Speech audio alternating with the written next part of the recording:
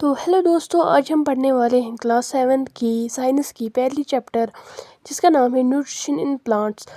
ہم اس کے important points پڑھیں گے اور اس کو ڈیٹیل میں سمجھیں گے اور لاسٹ میں کوشچن آنسر بھی کریں گے۔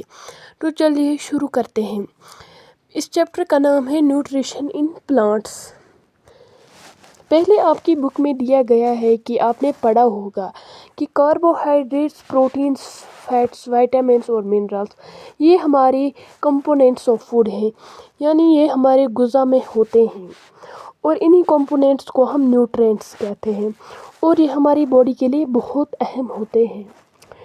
جو سب لیونگ آرگینزمز ہوتے ہیں ان سب کو فوڈ کی ریکوائرمنٹ ہوتی ہے۔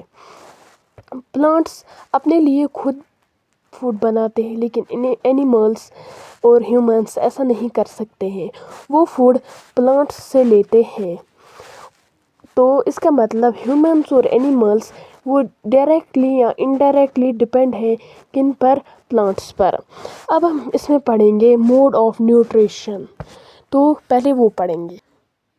تو موڈ آف نیوٹریشن میں ہم 2 موڈ پڑھیں گے، لیکن اس سے پہلے ہم جانیں گے کہ نیوٹریشن کیا ہوتا ہے۔ تو نیوٹریشن ایک موڈ ہوتا ہے ٹیکنگ فوڈ کا جو آرگینزمز لیتے ہیں، یعنی آرگینزمز فوڈ کھاتے ہیں، پھر اس فوڈ کی یوٹیلائزیشن ہوتی ہے ہماری باڈی سے، یعنی پھر ہماری باڈی اس کو یوز کرتی ہے اپنے استعمال کے لیے، وہ اس سے اپنی انرجی لیتی ہے اس فوڈ سے، اسی کو ہم نیوٹریشن کہتے ہیں۔ تو موڈ آف نیوٹریشن ہے 2 ٹائپس، ایک تو ہے آٹوٹروفک نیوٹریشن اور دوسرے ہے ہیٹیروٹروفک نیوٹریشن۔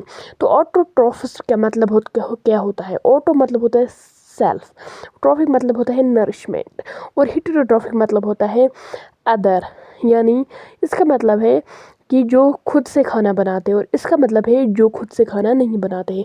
تو اس کی ڈیفینیشن ہے، آٹوٹروفس کی ڈیفینیشن ہے the mode of nutrition in which organisms make food themselves from simpler substance called autotrophic۔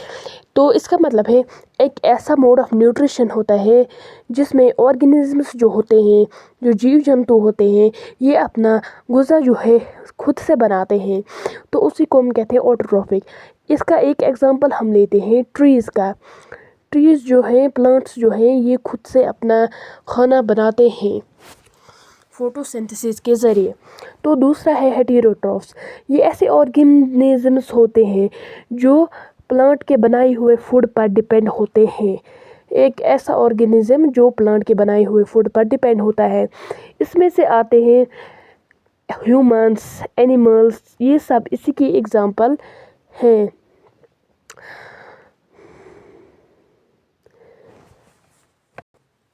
تو اس کے بعد آپ کی بک میں سے ایک چھوٹا سا ٹاپک دیا ہے ایک باکس میں جس کا نام ہے سیل۔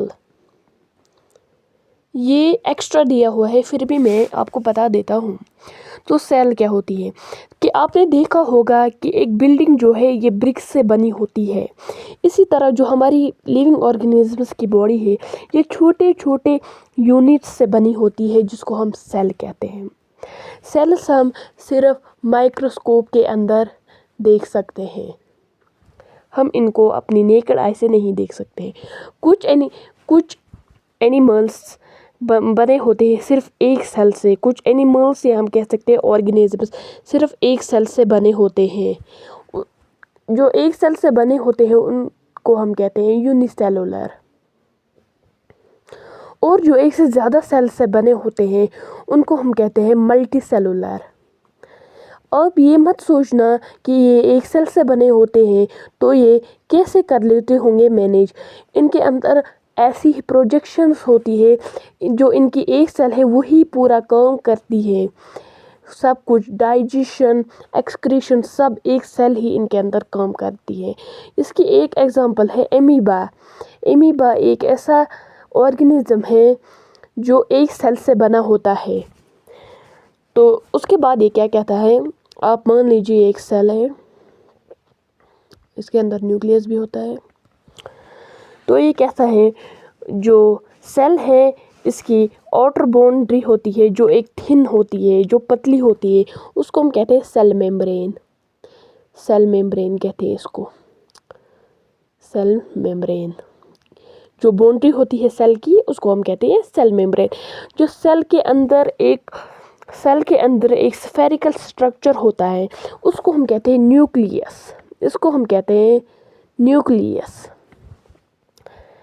जो न्यूक्लियस होता है और सेल मेम्ब्रेन होता है, इनके बीच में एक ये जो जगह है, यहाँ पर जेली लाइक सब्सटेंसेस होते हैं, इसको हम कहते हैं साइटोप्लाज्म। साइटोप्लाज्म इसको कहते हैं। तो उम्मीद है आपको ये क्लियर होगा। तो इससे आगे आपका टॉपिक है photosynthesis, food making process in plants. ये हम आगे पढ़ेंगे। तब तक थैंक यू और बने रहिए हमारे साथ।